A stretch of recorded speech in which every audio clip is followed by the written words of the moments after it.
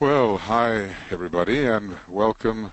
I think this is our fourth session of the Dissipation of Glamour Initiative. I know there are a number of these that are operating in the world as people form their own groups to deal with this world problem. This latest version of it is impulsed by Olivia, Hansen, Tuija, Robbins, and myself. And we'll try over the months and hopefully over the years to study the book Glamour, a World Problem, and to apply this wonderful teaching to ourselves also in the question of the conquest of illusion. I have my big white rabbit headphones on here today. My other ones, which are a little more discreet, are giving too much static. So I know it looks strange, but here we go.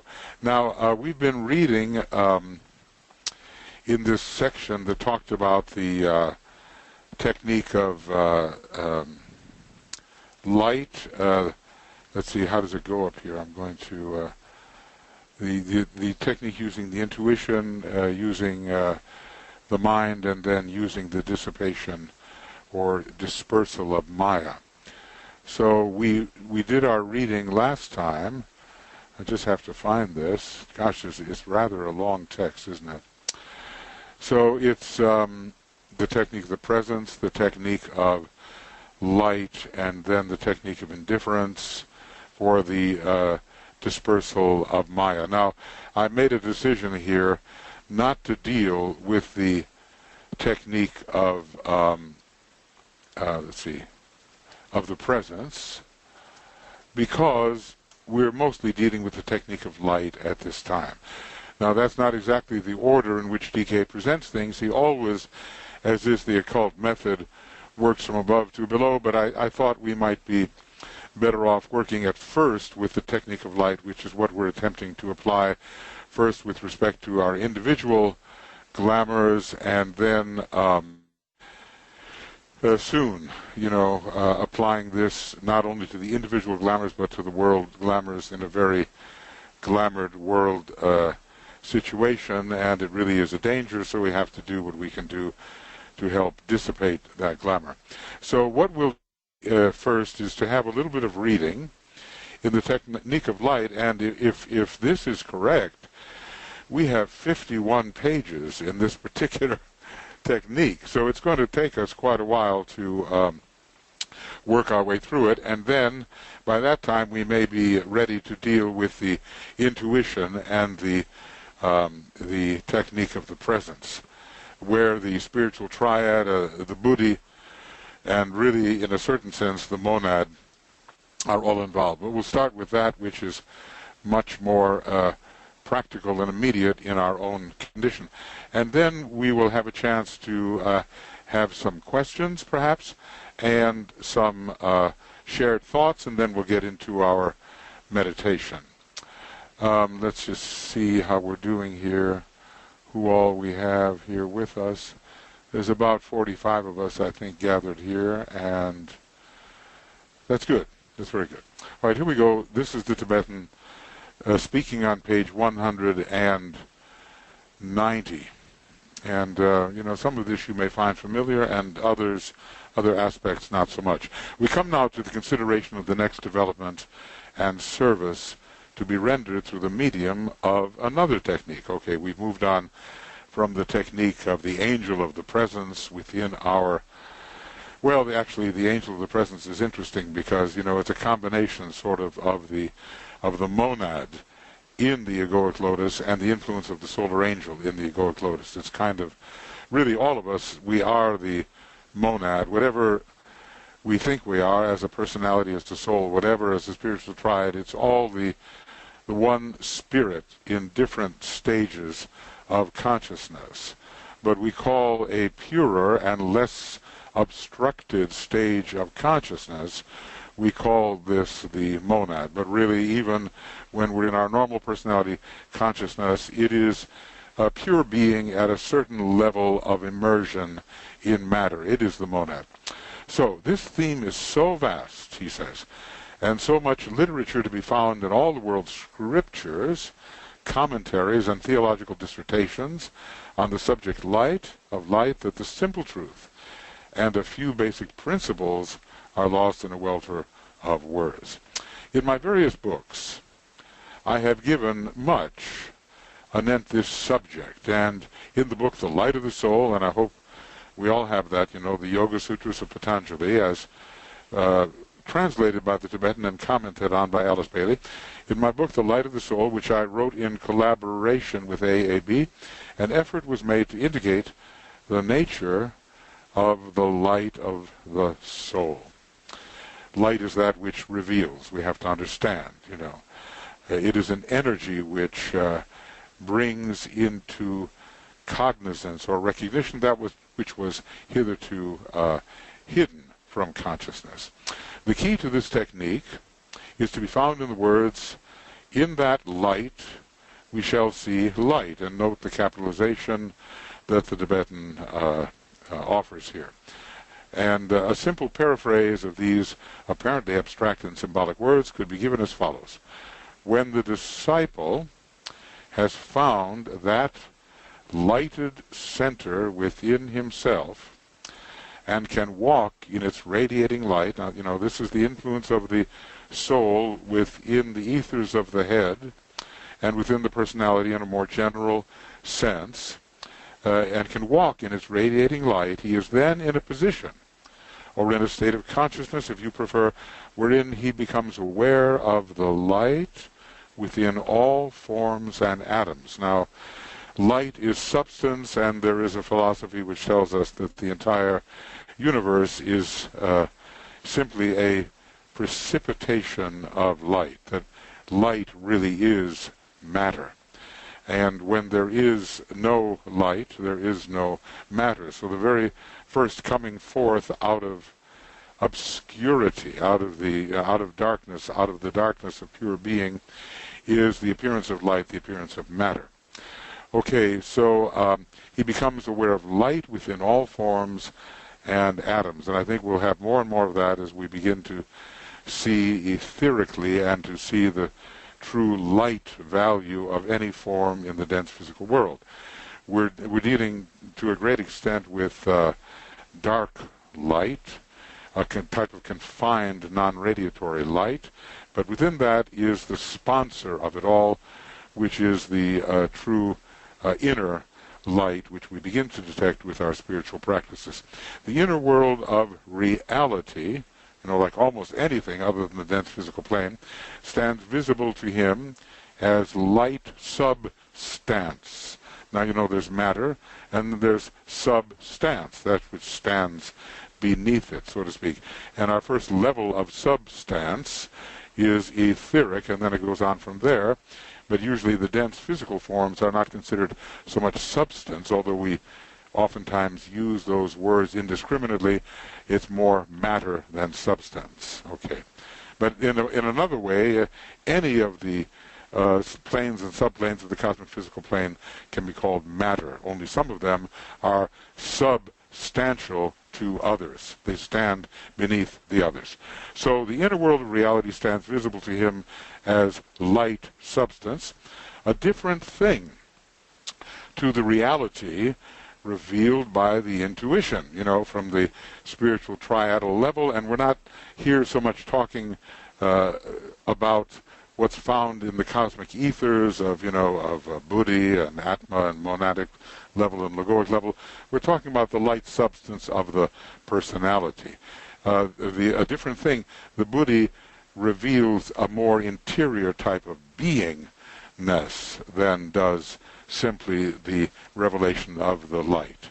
He can then become an efficient co-operator with the plan, because the world of psychic meaning becomes real to him. Now, psychic can also be a term applied to the soul, and he knows what should be done to dispel glamour. The true psyche is not what is found on our normal psychological levels. The true psyche is the world of the soul. It's the world of sensitivity, the world of consciousness. It's a higher thing altogether than the lower 18 subplanes. So he can begin to become an efficient cooperator with the plan. Now the plan takes place, on the atmic levels here. This is where the hierarchy configures the plan as it comes down from the realm of purpose, which is monadic and logoic. These are the true esoteric planes. It's always a Brahmic 5, which are considered to be exoteric from the higher occult point of view, and an esoteric 2, which are the monadic and logoic levels. And the plan is the best sort of formulation of the purposes hierarchy is capable of in time and space at this point. Okay, let's see where we are here. The psychic meaning, you see, that's very interesting, because the world of meaning is the world of the soul, right? The world of meaning becomes real to him, the world of the soul, and he knows what should be done to dispel glamour. Remember, what it is that's dispelling glamour when we're working together is the light of substance in the higher than the dense physical. There's the light of mind, the mental light, and then there's the light of the soul, the higher mental light, and these three together are dispelling the glamour and creating that sort of imaginative searchlight, which is probably quite real in an esoteric sense, to help us dispel the glamour. It might be stated that this process of bringing light into dark places falls naturally into 3 stages. Now, let's just see, we're all, people who are found on the 6th ray and the 2nd ray are particularly adept at the dispelling, or let's just say the dissipation of glamour. And it's very interesting that the words of power connected with these rays, the 6th ray word of power, when you're building the Antakarana, the highest light controls, right? The highest light controls. What is that? Monadic light. And then for the 2nd ray, it is, I see the greatest light. So in both of these words of power, the idea of light is strongly presented. Then if you happen to have the 5th ray, or very strong influence of the planet Venus conveying the solar angel, it's also a good sign for working with the dissipation of glamour. Now I think what I'll do is read these next 3, and then we'll pause a little bit for any kinds of comments or questions that may be occurring to you. It's going to take us a while. It's going to take us a while excuse me, to work through this very deep stuff. DK gave this material over, let's say 5 or 6 years or so, to a group of people, a group of 9 people. Some of their, the personnel might change here and there, but he always kept it at 9. So it's really kind of like 5 or 6 years worth of lessons and writing. So obviously we have a lot to deal with. Okay, so now we're talking about these 3 stages. The process of bringing light into dark places falls naturally into 3 stages. Now, many of us are used to the idea, a lot of us are on the 2nd ray in one way or another, and we're used to being light bearers, as it's called, carriers of the light to other people who may be in a darker place. The old saying, we revolve upon the pedestal of light, and the 7 points of light stream forth into the darkened area, and lo, the face of those upon the darkened way is not so dark. That wonderful section from the old commentary where it talks about the light bearers. Okay, so here are the 3 stages. Then we'll pause and see if you have any thought. Just make notes as we go along. Any thought about what you'd like to ask about or comment about or so forth.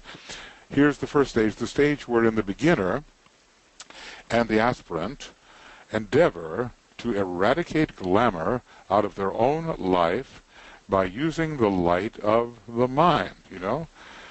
Glamour is a largely emotional condition, or it certainly involves the emotions a great deal, and we have to learn how to think objectively and clearly about what's happening in a somewhat detached manner, as the fifth ray allows us to do, and we apply the mind. The light of knowledge, even that simple thing, knowledge, is a major dispelling agent in the earlier phases of the task, or he might have said dissipating. The word dispelling is often used focally with illusion. But anyway, a major dispelling agent in the early phases of the task, and effectively eliminates the various glamours which veil the truth from the aspirant. I mean, so many people are just spouting off stuff which just isn't true. You know, and when we look into our political field all over the world, we see this going on. You tell the people what they want to hear. It may not be true at all. So just what we call the fact check. Now, there are a lot of in the press and all that, there are these fact checkers, and they make sure, are you telling the truth?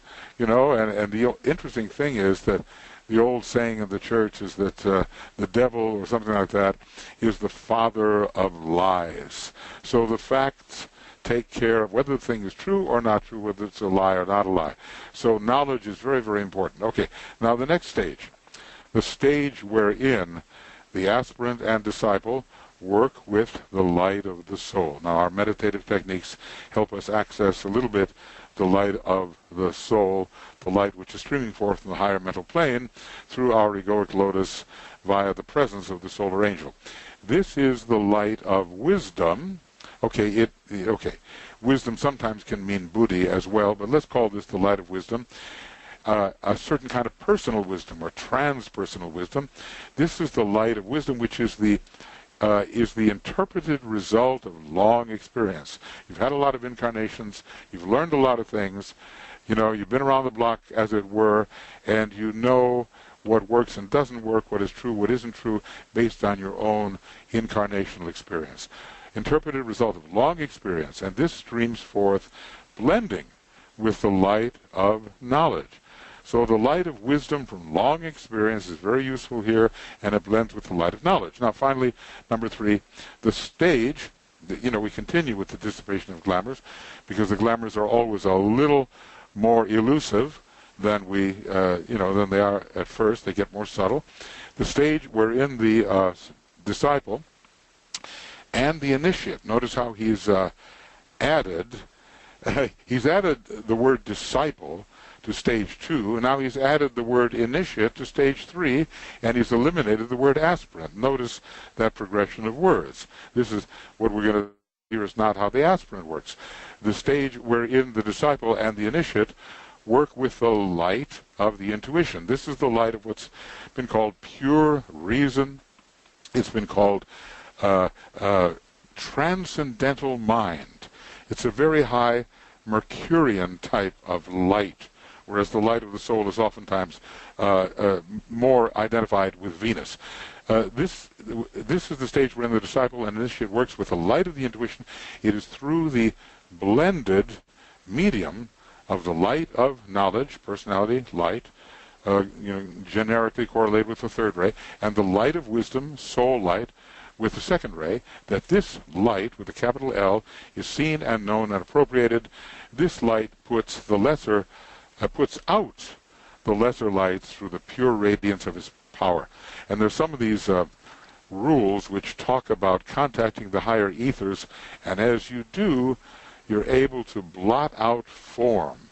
You're able to blot out the lower revelations and see all things truly as if they were of the same substance, and this you see in this greater light. Okay, friends, so what I'm going to do here is just pause, and I'm going to make these a little smaller. How much smaller can I make them? I don't know. We'll see. So that you can see everything at once. And that might, I guess that's quite a bit smaller, isn't it?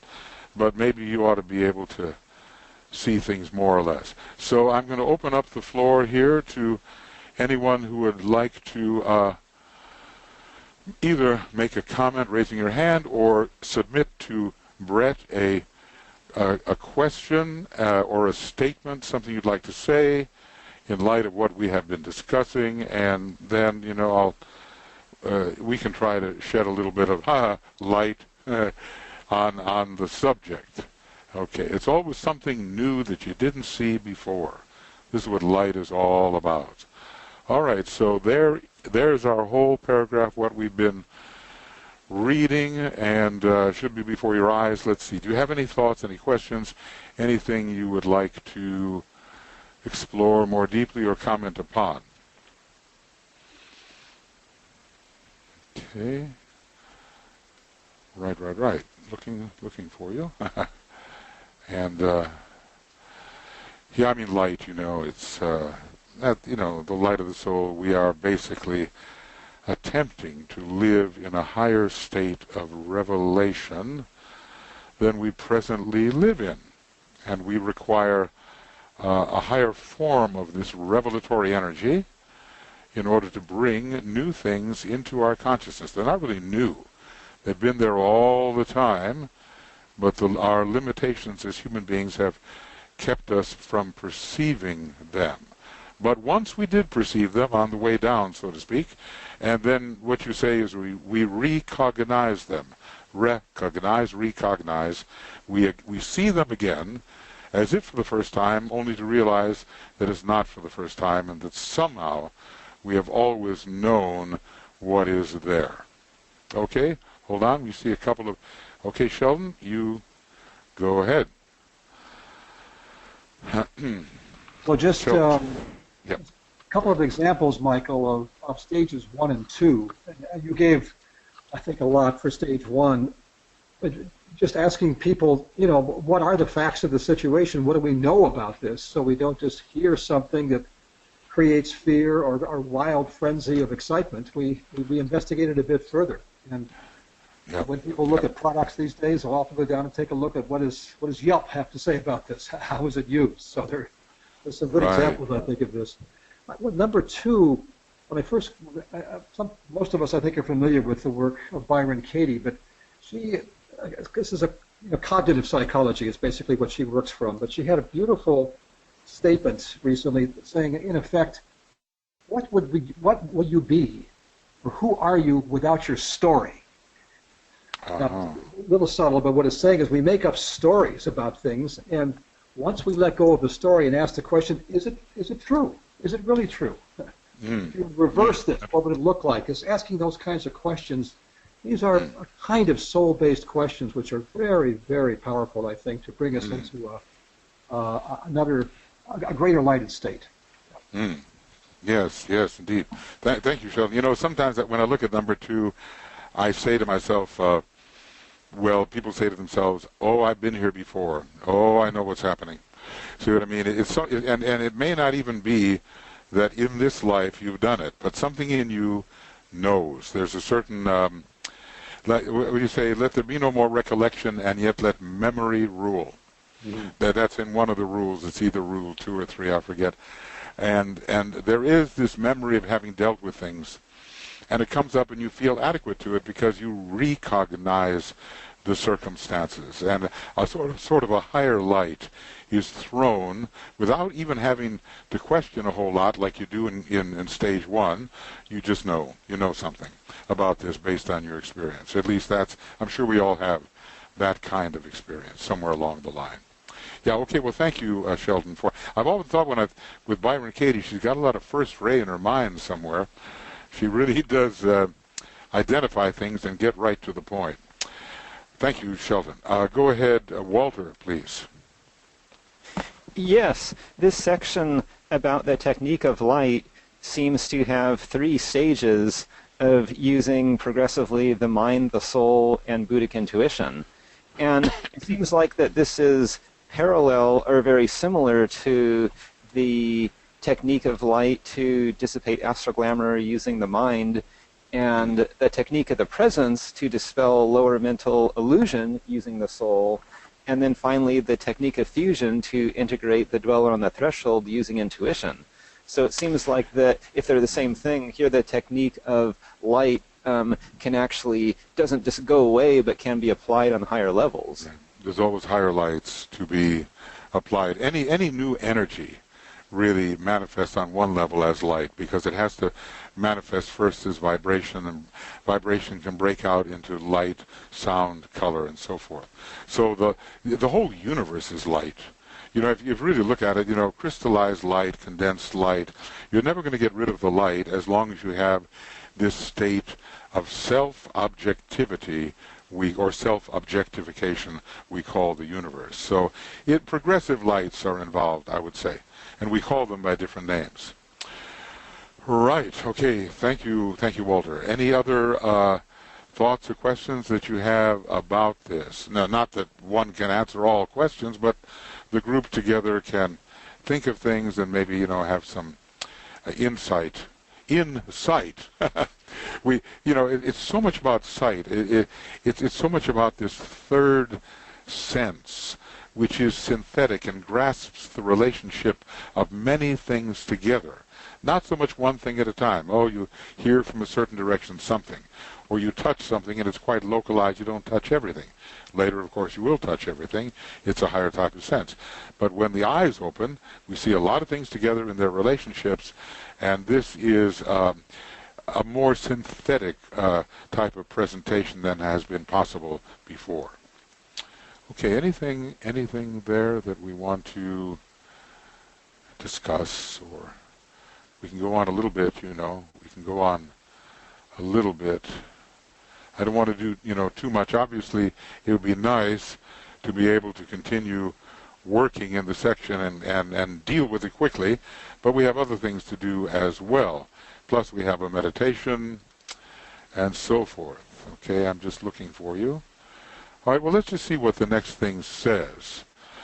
Yeah, anyway, you know, look, this question of intuition, how do you really access the intuition? There's something called, in early days, I call it, or maybe it's been called, the astral Buddhic leap. Suddenly, in a state of very intensified emotion, the Buddhic plane, which is resonant, you know, the 4 is resonant to the 6, comes through because of a state of high emotional intensity. However, we can't always rely upon that. It's not the most reliable method. So some people think, well, you know, you can't really get to the intuition by the mind, but that's exactly what Master DK teaches, that if you think with sufficient acuity and in broad enough terms and with a necessary degree of abstraction, you know, pratyahara, necessary degree of abstraction, you can attenuate, wear thin, the usual limitations of the mind, and you can make a transition into the transcendental mind. And then you will enter kind of a state of contemplation where subject and object become the same thing and everything begins to fuse. But I'm trying to say that in occultism, we're learning a lot about how to make a reliable approach to the intuition, and the way we do that is via this technique we call the antakarana, which will lead us not only to the higher mind, it will lead us to transcendental mind, it will lead us to the spiritual will, it will lead us to the sense of pure being, and who knows what else, how we would name it. DK always says there are aspects of divine qualities which we can't even grasp. Matter of fact, you know, here, giving you an idea here. Here, let me do this. This is a synthetic chart provided by Keith Bailey, and notice that on the higher levels of the intuitional plane and on the higher levels of the atomic plane, he doesn't even name the cities or the qualities or the faculties or the powers that you might contact, because he says they're beyond the scope of a master of the wisdom. So, you know, what I think is that level number 2 belongs to the Chohans, and level number 1 belongs to the Chohans of the 7th degree, 6th and 7th degree. So, you know, we have a long way to go in terms of developing these various faculties, and they're there waiting for us as our antakarana becomes more and more reliable. Let's see if there's anything to be said here. I don't want to go on too long. You have, therefore, the light of knowledge, the light of wisdom, and the light of the intuition. Now remember that wisdom is an interesting word. There's personal wisdom or transpersonal wisdom gathered from your own experience, and then there's wisdom which is timeless and ageless and is gathered by impression from the larger hierarchy that holds you in solution, namely the planetary logos or the solar logos, whatever. It has not to do with your personal experience at all. It's a wisdom that has to do with the fundamental principles of occultism, which are the laws by which these higher beings operate. They are the will of the higher beings. So there's the light of the transpersonal wisdom, sort of personal wisdom, and then the light of the intuition, which is also called wisdom. But it's a different type of wisdom. It's more like pure reason, and it always is, and it doesn't depend on your own experience. So you have, therefore, the light of knowledge, light of wisdom, light of the intuition, and these are three definite stages or aspects of the one light. You know, sometimes we say the words, I see the greatest light.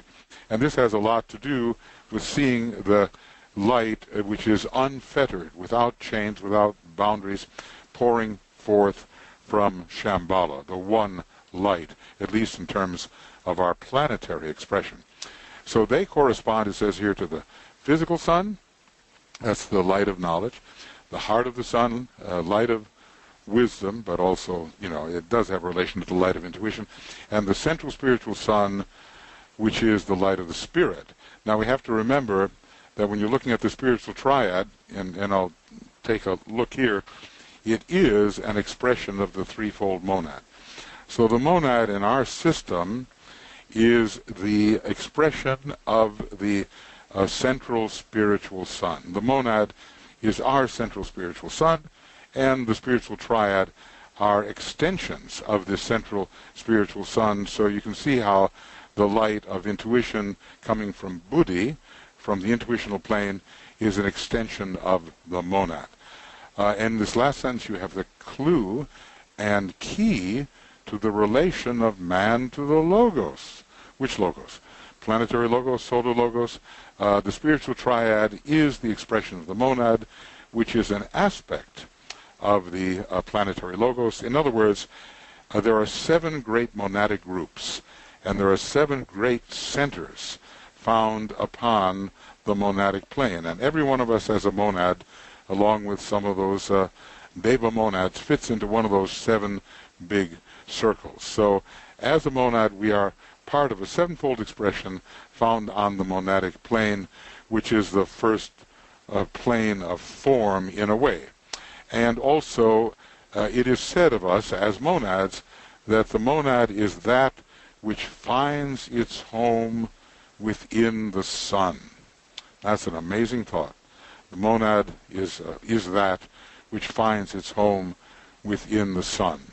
And, you know, what part of the sun, we can debate that, you know, probably in a way the central spiritual sun, but it is a solar factor as well as a planetary factor. So somehow we're learning something here about our deep, deep spiritual relationship to the planetary logos and to the solar logos. These stages and their corresponding techniques are apt to be misunderstood if the student fails to remember that between them lie no real lines of demarcation, but only a constant overlapping, a cyclic development, and a process of fusion, which is most confusing to beginners. Well, let's just consider ourselves all beginners here, and we're probably correct. I sometimes talk about what I call the elevator of consciousness, you know, and it's fairly fluid. It goes up and down to all the different levels, and it's still the same elevator, it's still the same consciousness, but there are different revelations at the different stages. So he's basically telling us, don't use your concrete mind to divide these things one from another, because they have a lot of interfusion, interpenetration going on. Just as the result of innate reaction to environment produces the apparatus needed to contact the environment, that's a very interesting idea, so the unfoldment of the powers which these techniques serve produces modes of contact with soul and spiritual environments. So, as we use these techniques, we will contact the types of environments which are found on the level to which the technique is correlated. Either personal environment, and there's a whole lot about the personal environment we don't know, The mental plane, the astral plane, still have a lot to learn about it. The soul environment, the higher mind, and then the triadal environment. Increasingly, that's the environment in which the masters play their role. So each of these techniques is related to a new environment. Each of them eventually develops power in the initiate or disciple, which can be used in the service of humanity.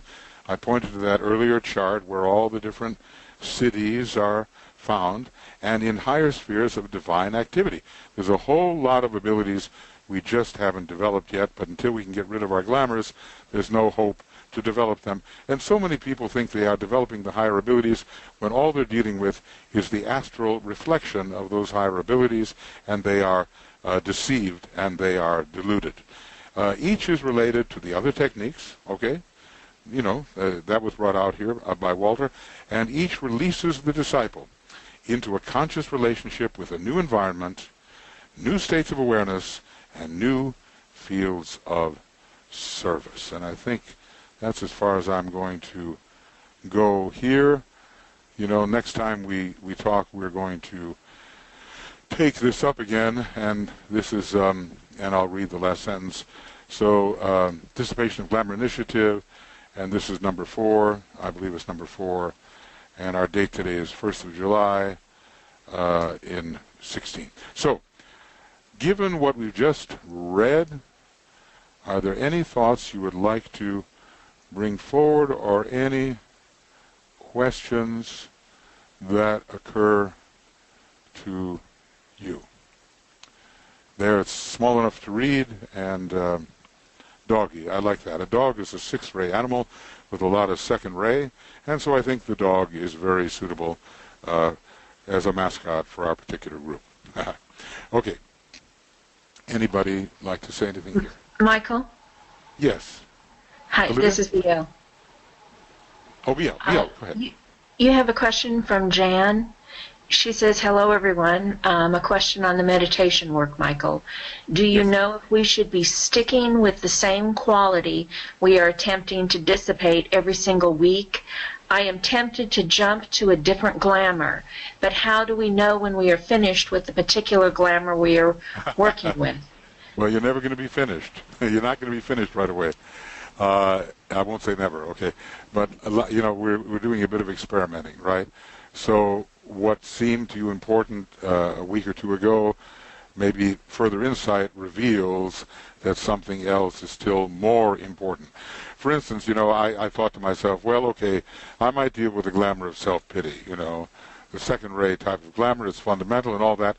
But then I thought more deeply, what is the root of all of these 2nd-ray glamours, and even the root of so many glamours that are on other rays? And I thought, well, it's fear, the glamour of fear, due to undue sensitivity. And I thought, well, do I have to stick with the first glamour, or shall I go with something that I think is even more fundamental, maybe to my nature and many other people's nature? So I switched. So you can switch. You don't have to. You're in the experimental stage, and you might find something that's just right for you, that you feel is really something that has to be worked with, and it doesn't have to be. You don't have to rigidly, religiously stick to your first choice. I wouldn't. If something else prompts itself. Okay. Okay, thank you. And it looks like we have Carl asking a question here, or is making a statement. Carl, go ahead. Hi, Michael. Hi. I was thinking just what you were talking about as far as fear. And I was thinking a glamour that we all seem to share is a fear of truth. That was a thought that just came to me, a fear of truth. Because truth is revealing, and a lot of times we just want to continue to live in the darkness. Right. We don't want to be seen. And DK said, to one of his disciples, he said, could you withstand all the psychologizing you submit other people to? you know. And he also said that in the group there's going to be revelation. So can you withstand the revelation of the group light? So, okay, there's also something in psychology called an interesting thing. It's called the repression of the sublime. And it means that there's something in our nature, I guess it's the elemental part of ourselves, the lunar law is part of ourselves, that pulls back, that retreats from too great an intensity of light, too great an intensity of revelation. I mean, DK says, can you withstand the strain of knowing? Very interesting. He says there's a strain to knowing, and I think your vehicles know that. So, too much truth is almost too much to bear for a lot of people, and probably all of us have our comfort zone and our limits with how much truth do you really want. You say, oh, give me the whole truth, and then you'd be totally devastated. So I think that's a good one, fear of truth, but can it also be that fear of the good and fear of the beautiful as well as fear of the true? I mean, I think that's something to contemplate. You say, how in the world could I be afraid of too much beauty? But people constantly cultivate ugliness in some way or other. It's like they want to stay there. And, they want to be just a little bit bad so they're not entirely good. So there's this recoiling that occurs in the nature, and it is mostly a lunar part of ourselves. He says it's not just a thought question. It's a question of the very substance we have, which recoils from a greater energy. So it is something, how much fear do we have and what are we afraid of and all that, it's worth going into. Thank you, Carl. Thank you. Thank you, Michael. Yeah. Okay, anybody? Any further question? Or there looks like there's a question from Celeste there, Brett or BL, or am I right? Yes.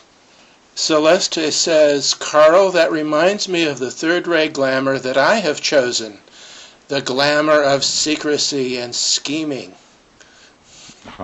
Right. That's a good one. It's a good one. And, if I can say, Celeste, the glamour of active scheming is a big one for the third ray, and some concealment is involved.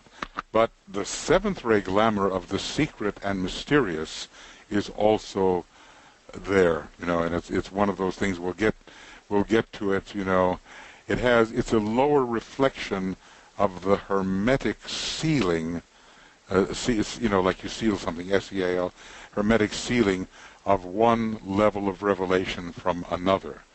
You've often heard it said that people say, what about that? Oh, no, I can't tell you. That's one of the secrets of initiation. So what does a person do there? They exalt themselves at the same time as they deny you the light. But, of course, maybe we are those who need to be denied that type of light until we have proven that we can handle the light we customarily walk. Okay, thank you, Celeste. Helena, go ahead, please. Yes. I just want to back up a little bit and give kind of an interesting,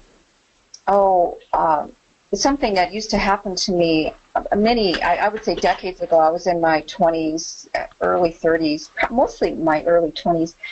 And it relates to what you said up above, where you were talking about the intuition. And in the early days, you said it's like an astral Buddhic leap. You leap from the astral to the Buddhic. And I remember, when I was just starting out meditating and experimenting with a number of different types of meditations,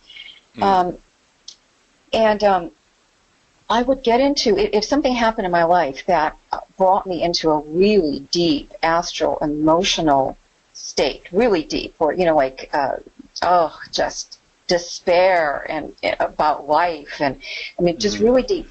I discovered that when I went into meditation, within seconds, I would be brought into this most incredible, beautiful, lifting, Buddhic light and love and healing, and this happened frequently enough that I thought, how do I get in there? That's the question then. Well, how do you do it? And of course, what you just said and what we all discover on the occult path eventually is that you do it through relationship with the soul, and you build the Antakarana through the relationship with the soul. But in those days, I didn't know about that, and I thought, how do I get back into it? And I started to think, well, do I have to create a deep, emotional, astral experience just to re-enter these very high states of bliss in a way? And because it was so consistent, this was how I knew it would happen. It was just like the solar angel came to me, or whatever it was. Well, the soul, in those days. So the answer is you don't want to create an astral condition in order to get into a higher state. There's a much people better way. Work themselves up, they work themselves up, and it does work. It does work for them. It is, and I think it's the mystic way, and I think that we have a lot of experience on it. So, somewhere here, I was looking for that thing. I'm not going to find it right now, but it has to do with intensity of feeling.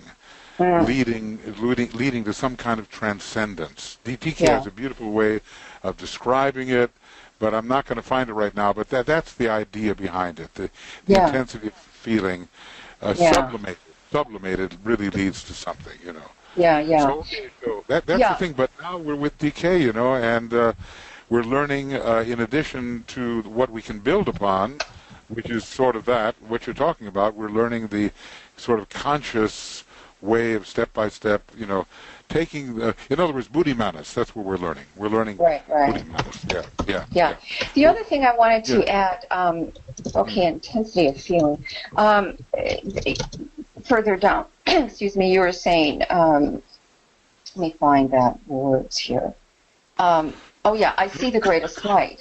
And it reminded me of that text area in esoteric healing, perfect poise, and the one that says a completed point of view. So where, the master has a completed point of view because it's all inclusive. You can see more. You can see far more than just the immediate environment or what is happening with another person. That master has a completed point of view, sees all these different levels at the same time. You can see what karma may have precipitated a certain action. You can see what the soul or let's say a deeper part of the plan wants to unfold here, and this is why this is happening right now, whereas most of humanity can't see it. But the master has a much broader, wider view of the past and the present and the future. So I just wanted to add that. Somehow I was thinking about that today, and I thought to myself, is there ever a completed point of view? But within the ring pass knot in which the master works, the point of view is completed relative to that ring pass knot. Because we have and that's enough, of course. That's enough to be extremely useful to those who don't have it. There's one point where DK really displays some incredible humility, and he talks about the cosmic astral plane, onto the cosmic astral plane, and what lies there, who knows, I do not, he says. So obviously that is beyond his particular ring pass knot, and he cannot include that type of energy, but within the energy, I would say, certainly up to the energy of the monad, a master like DK can operate. And for us, that's very complete. All right, thank you, Helena. Any other thoughts here before we go on to just a review of some fourth ray glamours and then into our meditation? I know you may be getting a little more than you bargained for here, but it's not just the meditation, but we're making a study out of it, and I think that's really the only safe way. We have to understand what glamour is, and it's very elusive. It's confusing. The lines are blurred, and we don't see clearly with objectivity what the problem is until maybe someone close to us points out, have you thought why you're acting this way? And it's just how you always are. You say, this is how I am, and so I say, sorry, no, this is a glamour. So, it's not easy to see. Not, because it's so built into us, like DK says, we've been doing this for lifetimes. It's our particular way of growing up spiritually with a little bit of distortion. So, it's not easy to get rid of. Anyway, it's going to be a bit of a study for us. Okay? Right. All right, well then why don't we just a little bit. Okay, I hear what someone wants to talk. Go ahead. Michael, Stacia says light, substance, soul. Yes, Stacia, hi. That substance is such an interesting word. Sometimes we equate it with matter, which it really, it is and it isn't. But it also means that which is more subtle than something which is less subtle than it is. Like etheric, the etheric plane is substantial to the physical plane, dense physical plane. The astral plane is substantial to the etheric. The mental is substantial to the astral, and on it goes until we get such a definition of substance that the great philosopher Spinoza defined God as substance, the one underlying thing. So, we can look at these ideas of progression. Where he's talking about substance is mostly within the realm of the personality. There is also personality light, of course, and there is the light of the soul. This is particularly what we, at our stage of evolution, are seeking. So we can live consciously as a soul. This is one of the requirements of harmlessness. So in that case, the light is a little, the light we are seeking is a little higher than the substance with which we are normally dealing in our personality. But, like DK says, DK is wonderful in this way. There's always a shifting point of view, and he doesn't let you get too concrete about any one thing so that you form a fixed idea and that's it forever. He gives you a kind of a mercurial, fluid way of looking at things, so it's always relative. And that's where I think his third ray, in my view, joins the obvious second ray of his soul. Right, Stacia. Okay, thank you. Okay, anything else? Anything else? Okay, here's another hand up here. No, maybe not. Maybe not. Okay, well, let me just go on here a little bit. And what I'll do is, we've been kind of going through these glamours, and, according to your personality ray or your mental ray or even your soul ray, because the personality can grab a hold of the soul energy and make it glamorous, make it distorted and so forth. This is the fourth ray. And he says that, in DK's group, Carl, I'm sorry, did you have another thing you wanted to say? Yeah, just briefly. One of the things I have read in spiritual literature is that the question arises as to why the path seems to get harder instead of easier the higher we go. And the answer was that the glamours and the problems we have become more subtle, and they're harder to define and harder to dissipate because of the subtleties. Yes, I think that's true, and of course the old saying that the path winds upward all the way, and things get a lot more steep, and the oxygen gets thinner.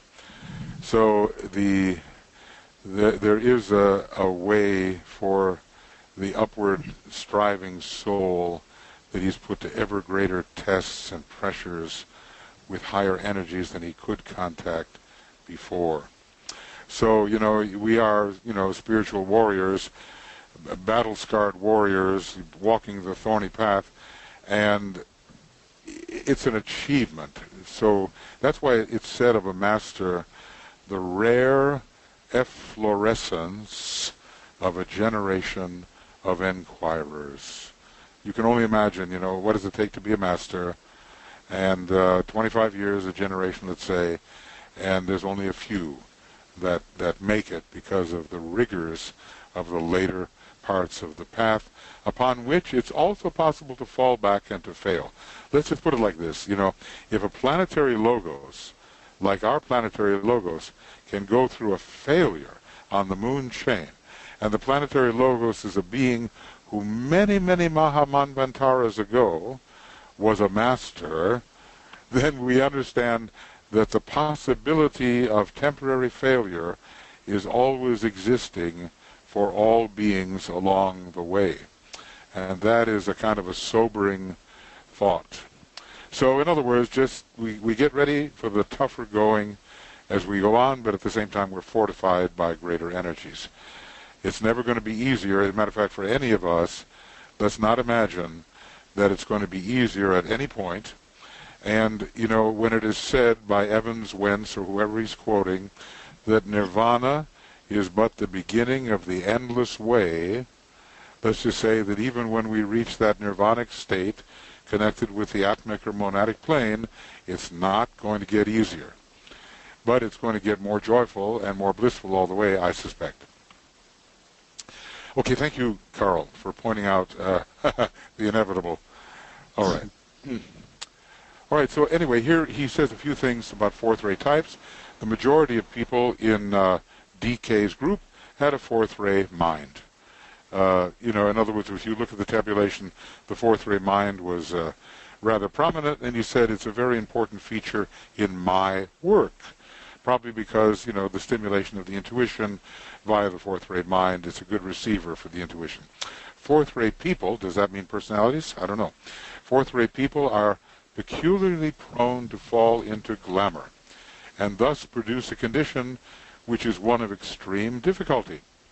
Now remember that humanity itself is a fourth ray kingdom, so whether or not we think we have the fourth ray in our nature, because we're human, most of us, aren't we, we're going to fall into these difficulties. I might define their problem by saying that they tend to bring their illusions down onto the astral plane and there clothe them with glamour, and have consequently a double problem upon their hands. They are faced with the unification of glamour and illusion. We talked about Germany a little bit in this regard, a fourth ray soul country, and they were the major sponsors of glamour in the Second World War. Those of us who are fourth ray in any respect, maybe we can put ourselves to the test and see whether we, what we think mentally becomes what we ardently believe in some glamorous manner, and then fight for those limited and distorted ideals. Okay, here we go with the fourth ray. They are, however, the group of souls. Notice souls. The fourth ray souls are coming in around the year 2025 in greater number. The group of souls which will eventually reveal the true nature of the intuition. And this will be the result of their illusory, glamorous fight in the world of appearances. I always thought it's amusing about the fourth ray, what he says, it can as easily produce a hero or a ne'er-do-well. A ne'er-do-well is something you never do well, Everything is always complicated and you always mess it up. As much a hero as a ne'er-do-well. So, it can go either way, but very rapid progress is possible to the fourth ray type, probably because of the tremendous friction they undergo, and that might tell us something about how humanity can advance, even though there was a big mess-up on the moon chain.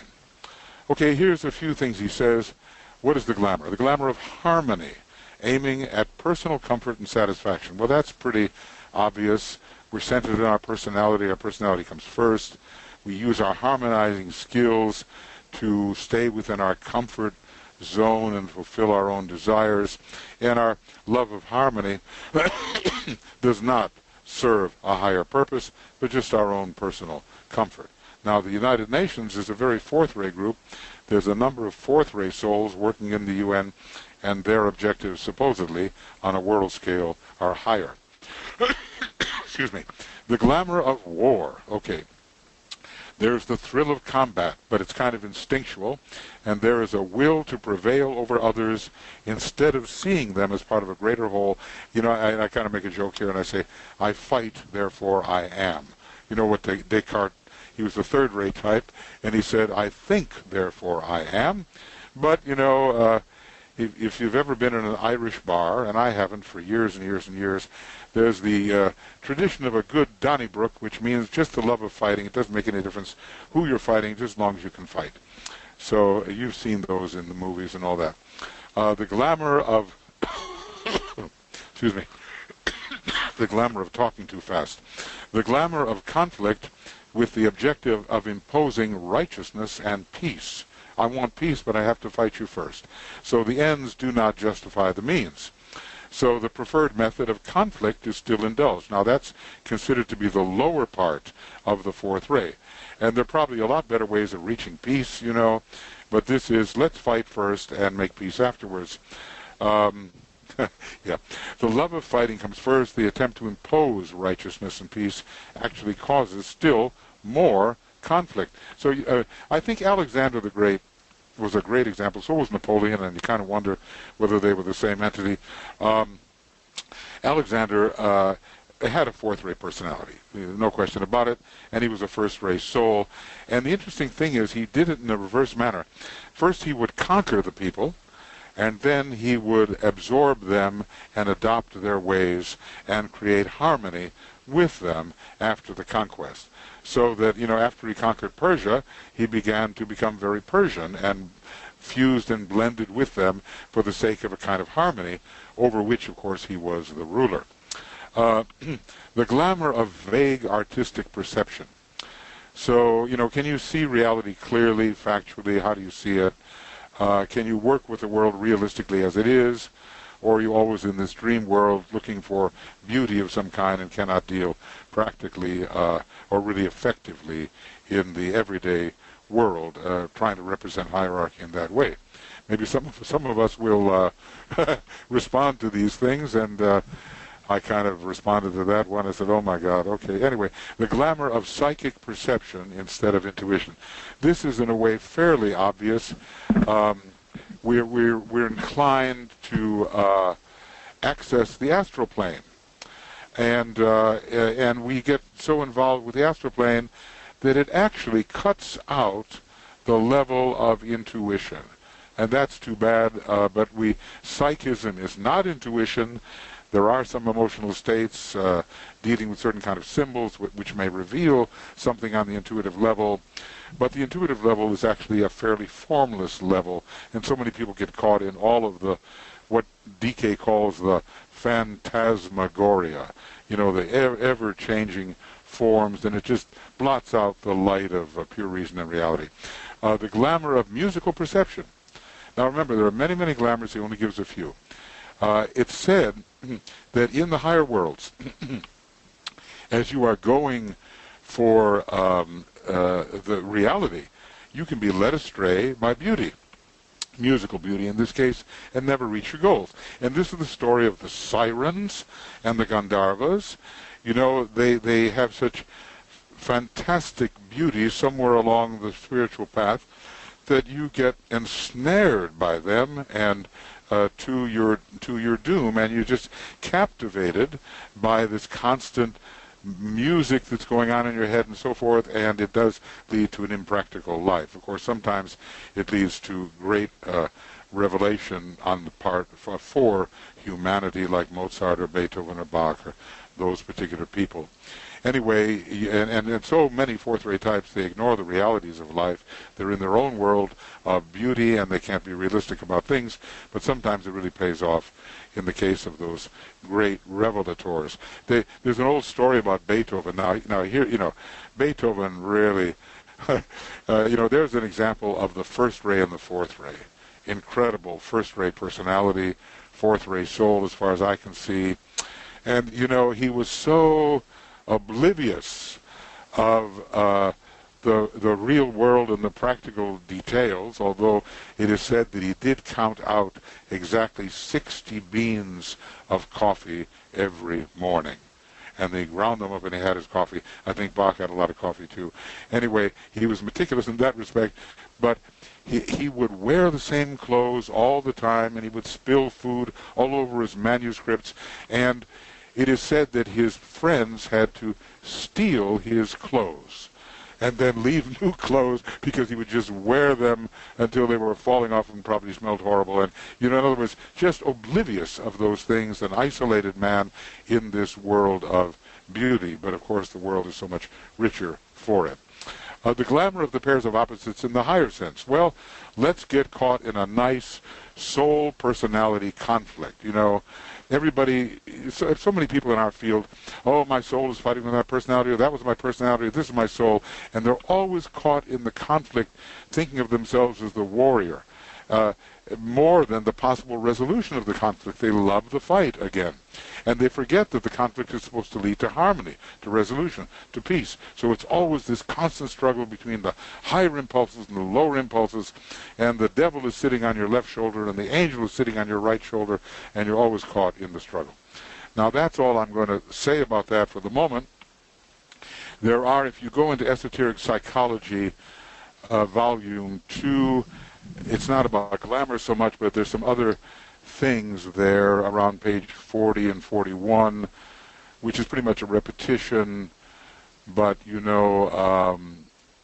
it talks about how these lower qualities resolve into the greater ones, and confused combat. I love that. Sometimes, the fourth-rate type just has to fight and doesn't know who and what is fighting. All right.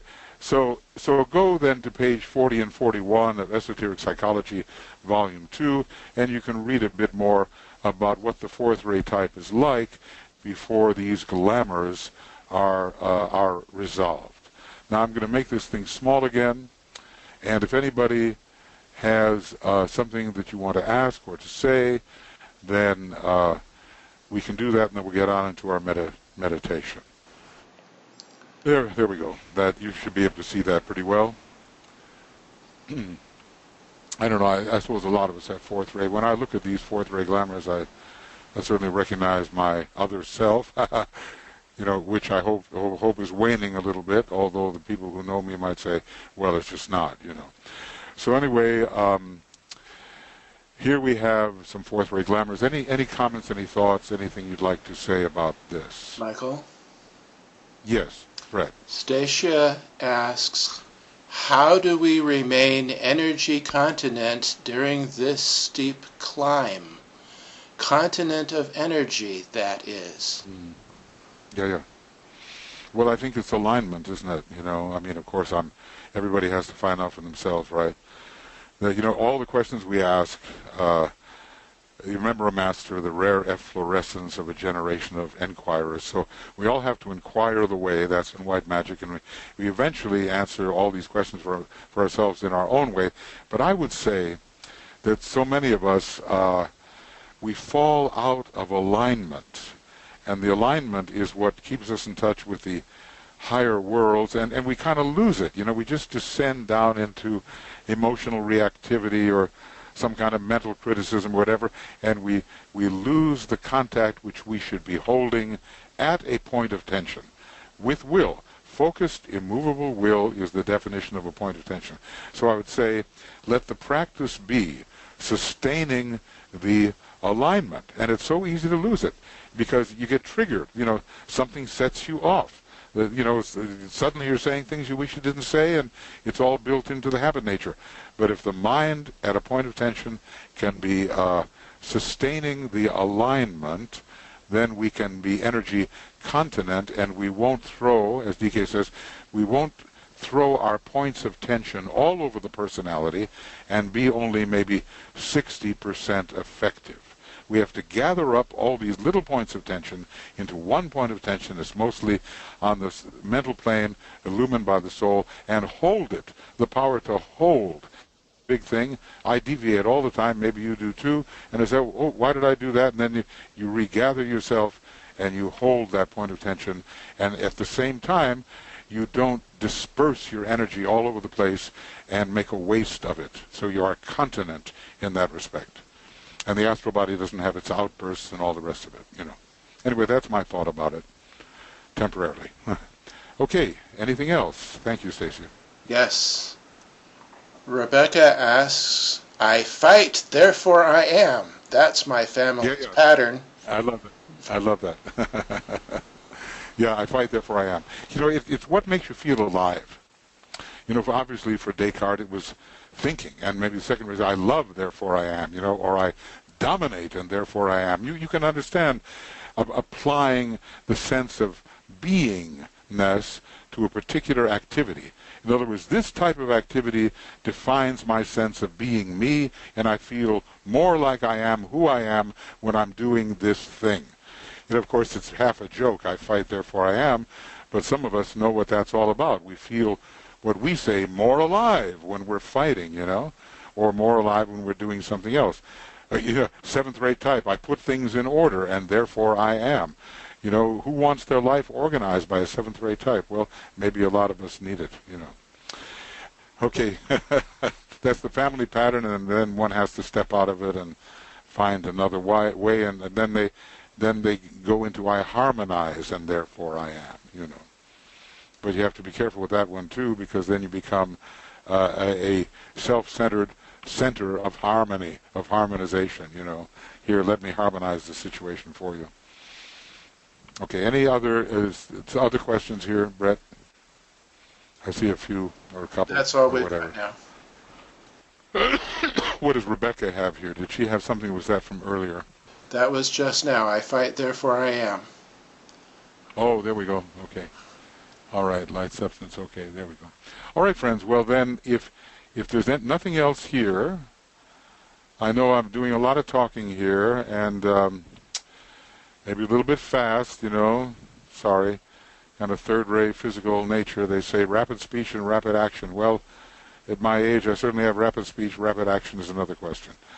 So maybe we will go on to our meditation. Okay, if that's okay with you. Okay, I'm looking for... Okay, good. All right. So, now the thing about the meditation, I'm just going to pretty well start out with the technique or formula like I did last time, you know, with the preparation stage. You know, we know what glamour we're working with, and we're going to cooperate with the soul, and, you know, you can go through these things yourself when you are doing it yourself, but time is running.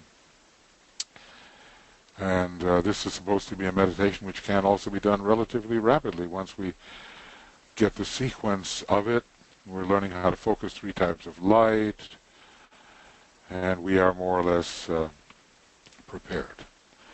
So that's what we'll do. Just we will pause for a moment.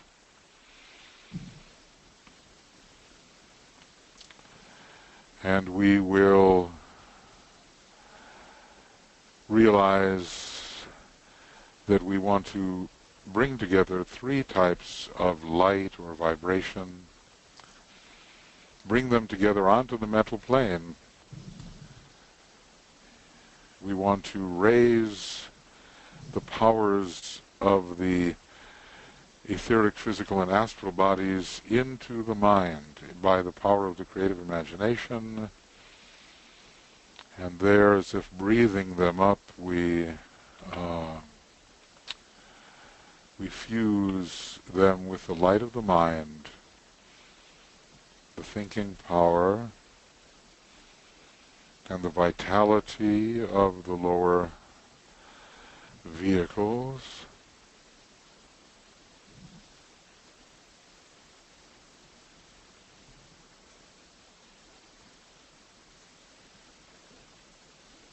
And then, as if the light of the soul that we can visualize, you know, the light that we have at least within our causal body, egoic lotus, we kind of bring that down through the power of the creative imagination.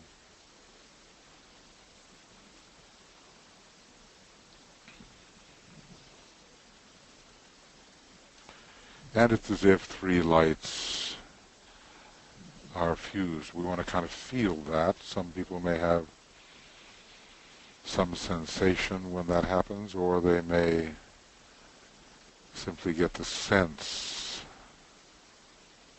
of 3 levels of vibration, 3 levels of light, coming together with the obvious stronger one being the light of the soul, guiding the whole process. And we sort of see that happening as if on the plane of mind, however we want to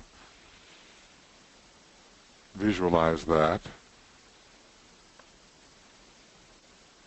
Every plane is right here, really, so even if you're within your head, you can be on the plane of mind, or on any plane for that matter.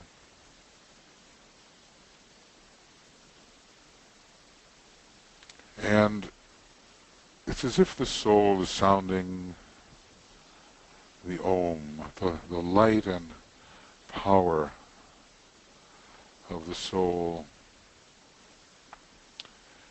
It's breathing forth the Om into the mind and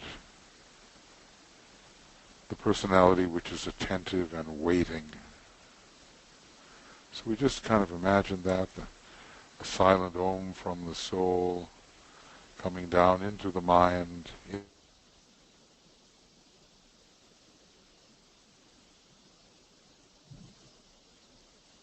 in relation to the positive personality,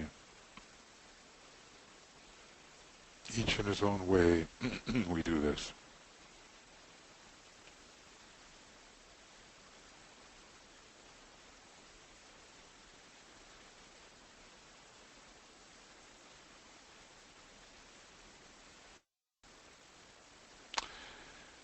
It's as if somehow the soul is empowering this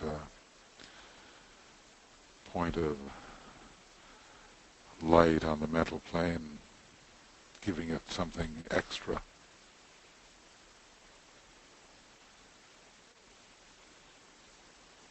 And thus strengthening the instrument we're going to use to penetrate the glamour we may be working with. Remember that even though it's individual work, whatever you do out there on the astral plane has an effect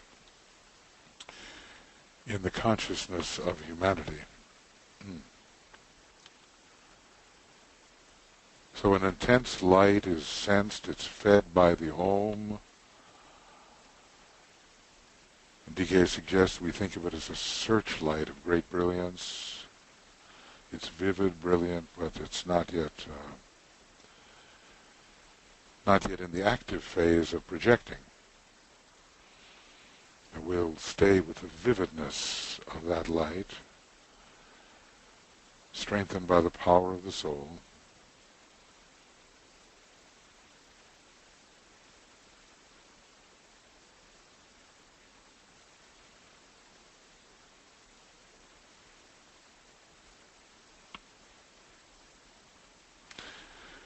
There is, kind of a magnetic area around the pineal gland etherically, and it's going to relate to the Ajna center too. So sometimes that searchlight can be visualized as if in the center of the head and going to go out through the Ajna center.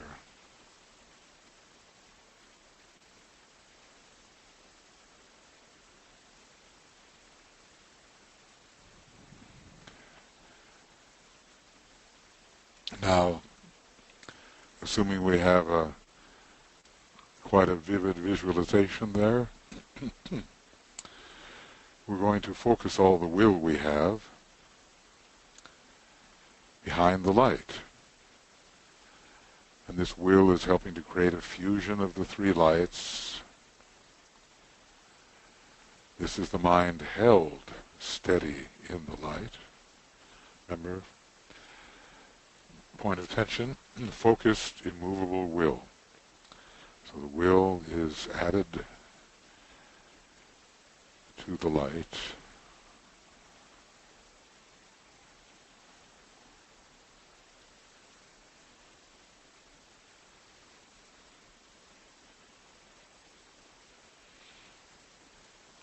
Right now we're strengthening the instrument we're going to use.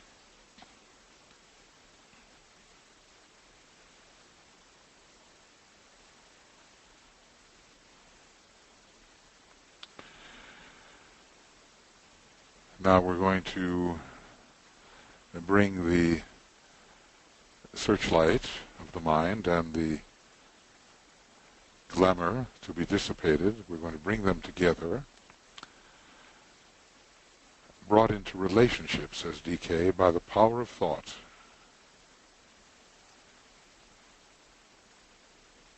The glamour and its quality, and the searchlight and its power are recognized to be as they are. And the effect or effects to be brought about by that relationship are carefully thought out. What are we trying to do here? With the glamour out there on the astral plane and out there in there, and the searchlight that we are empowering. What are we trying to do?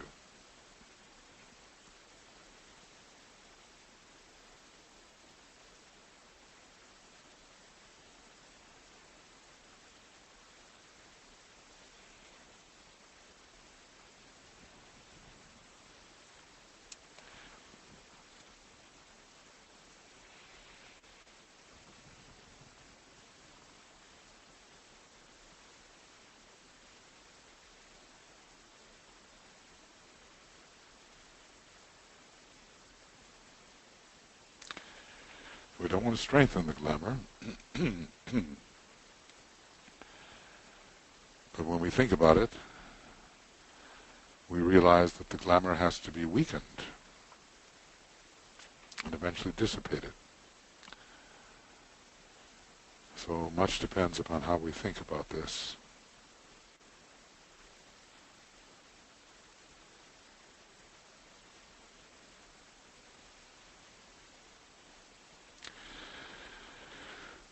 So, now, when you do it yourself, you can take as long or as short as you need. But we have now, let us say, achieved the needed concentration, realization of the process, and relationship between these two areas, the searchlight and the glamour. And then using the will and the creative imagination, we now turn on the searchlight.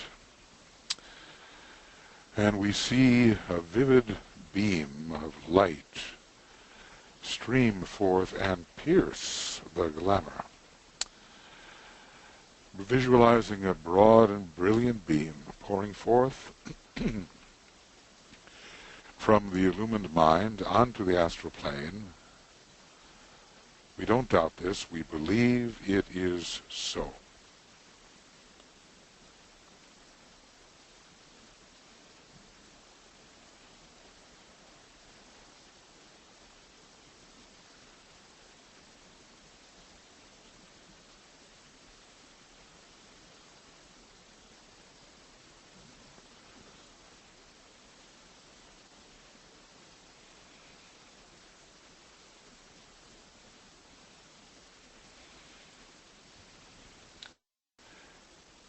Now, an important aspect of the work. We name the glamour with these mantric sentences, and we see the glamour in process of dissipation. We sustain our point of tension, our beam of penetrating, piercing light, piercing the glamour, and in whatever way we can, we try to make real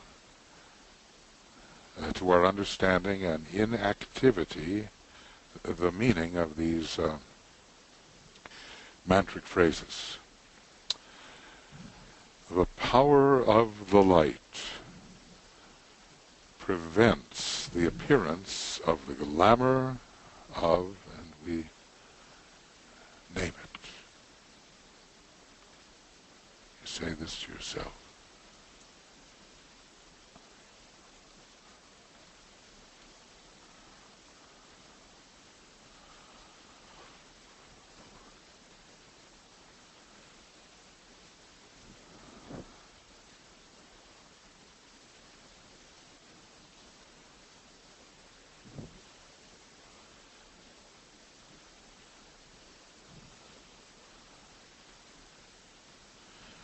The power of the light negates the quality of the glamour from affecting me.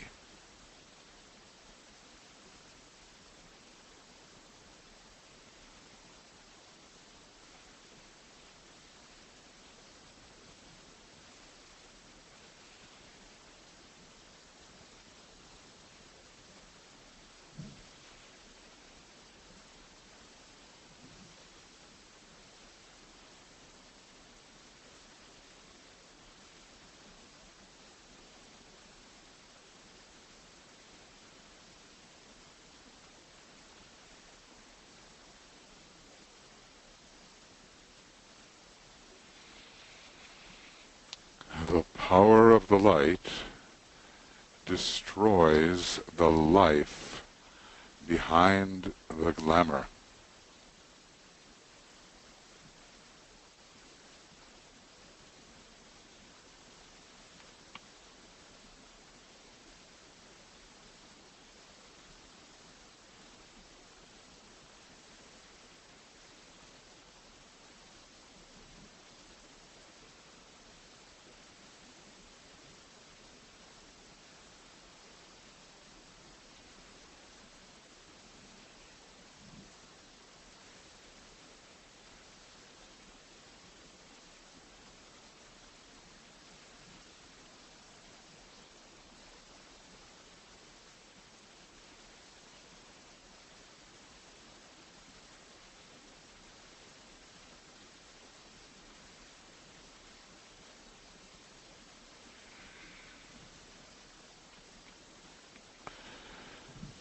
And of course, memorize these so you can use them spontaneously.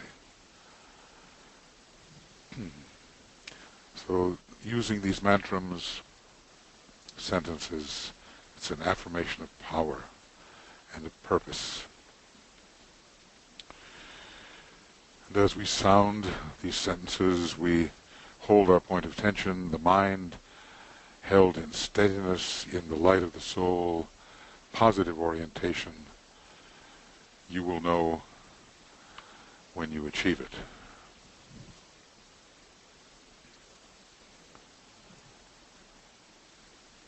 So now the sacred word will be sounded, producing an active penetration. And then we're going to see three things happen. The beam of light has made a definite impact upon the glamour.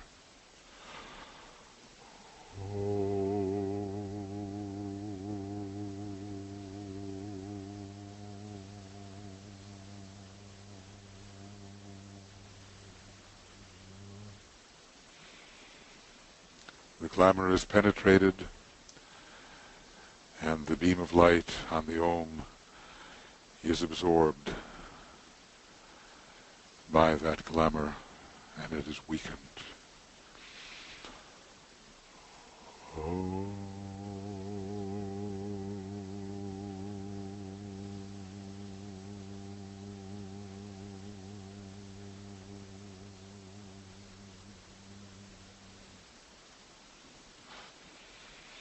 And the glamour is slowly dissipating,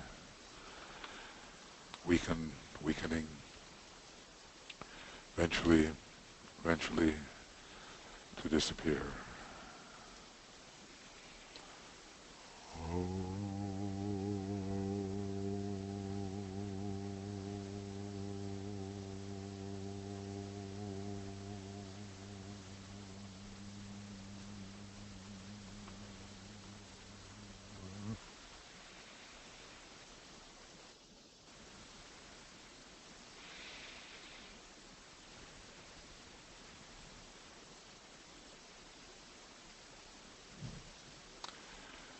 It's as if the clouds are gone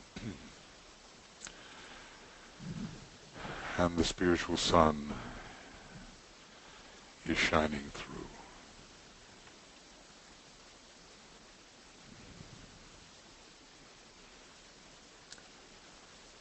Now, we consciously, purposefully withdraw our beam of penetrating, dissipating light back to the mental plane. We reorient ourselves upon the mental plane.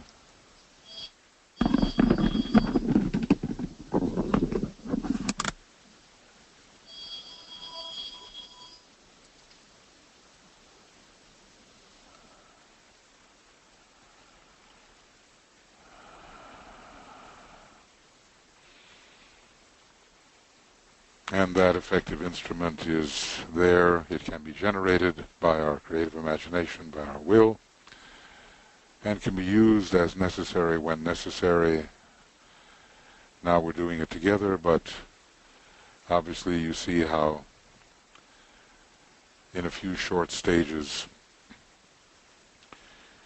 you can generate the instrument through the creative imagination and the will and use it effectively, and then withdraw it to the mental plane. We'll sound 1 Om to complete the process.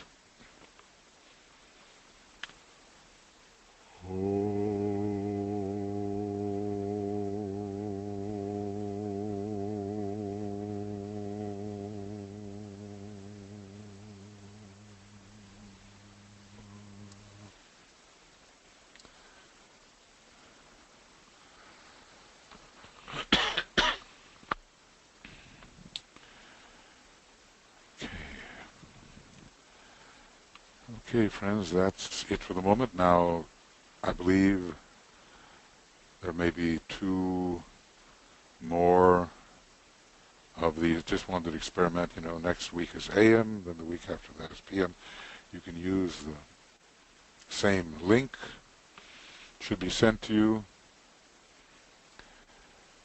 And then, then if this works, and it does look like it's working, I'll put on another X number of programs that will all, again, use the same link. And we will continue our study of glamour and our use of the individual formula. And at a certain point, we'll get into the world glamour. Don't want to do that prematurely, but our autumn is going to be important. Maybe we can help as long as we continue to use the individual glamour formulas. Have to do 2 things at the same time. Okay, are there any questions or comments here?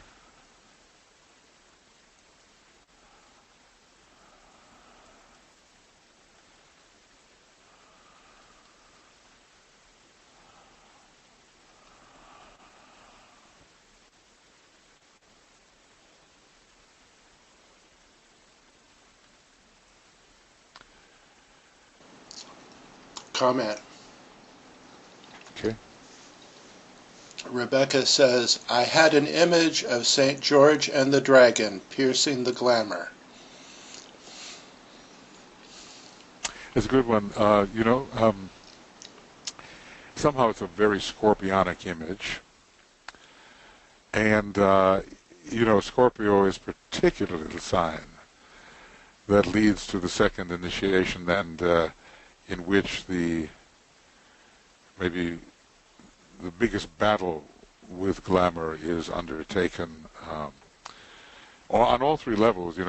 Scorpio operates for the first, second, and third initiations, and you have the physical, emotional, and mental heads of the Hydra. So we all have our dragon, and we have to defeat the lower dragon in order for us to turn into a dragon of wisdom. Another name for a master is a dragon of wisdom, a lesser dragon of wisdom, and actually each of the planetary logoi are called dragons of wisdom. So the dragon is good, the dragon is bad, the lower dragon has to be defeated for the greater dragon to come into power.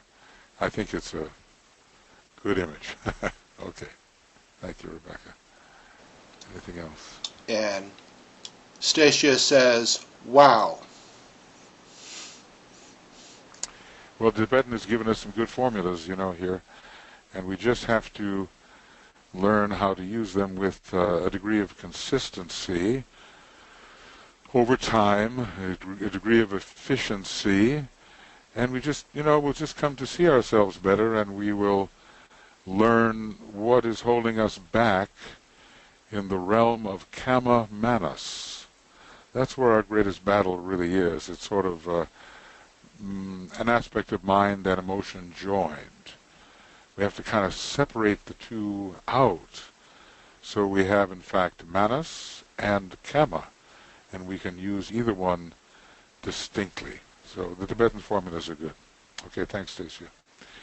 Anything else? And Celeste says, thank you so much to everyone who is contributing to this service happening. Thank you, Celeste, and thank you, everyone. And I want to thank my colleagues, Olivia and Tuija particularly, being behind this effort. In various places people do these things, and it all contributes to one large attack on the glamour issue. Maybe, in another few hundred years, when Vulcan is discovered and more clarity comes to the mind of man, it's going to be a worldwide attack on the glamorous issues. Right now, we're making a start. Okay. Anything else? Okay. So if not,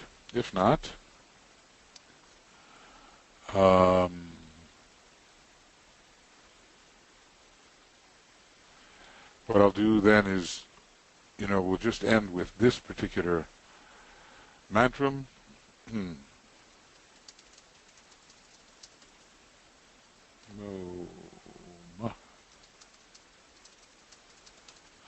New group of world servers, mantram here. And we'll use the we. I can be used in a very, very inclusive sense, but let's keep the group consciousness about this, and we'll do this Om on either side, and then we'll get this up for you on Makara, and you can feel free to give people the link so that they can participate in what we're doing. There's no limit for this. Right now we're doing this in webinars, Sometimes we might do this in broadcast. You know how Tuija and I have been doing it here. Wednesday night, triangles. Thursday night, reappearance of the Christ. Friday night, or maybe I should say morning or night, the glamour work. Then Saturday, invoking the souls of nations. And on Sunday, the invocation of money for hierarchical purposes. Those 5 meditations in terms of the process that we've been told to indulge in. Ask and you shall receive, seek and you shall find, knock and it shall be opened to you. So we're doing that. We call it the Ask Project, and there'll be other things that we may bring into that. Excuse me. So let's do this together.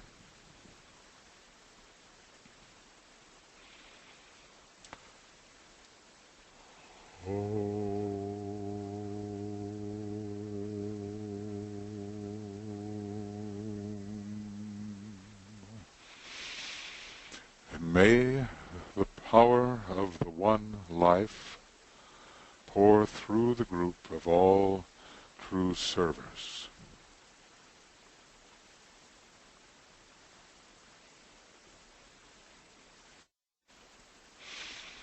May the love of the one soul characterize the lives of all who seek to aid the great ones.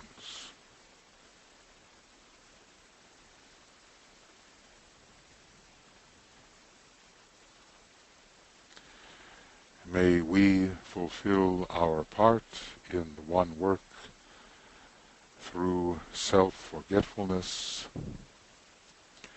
harmlessness and right speech.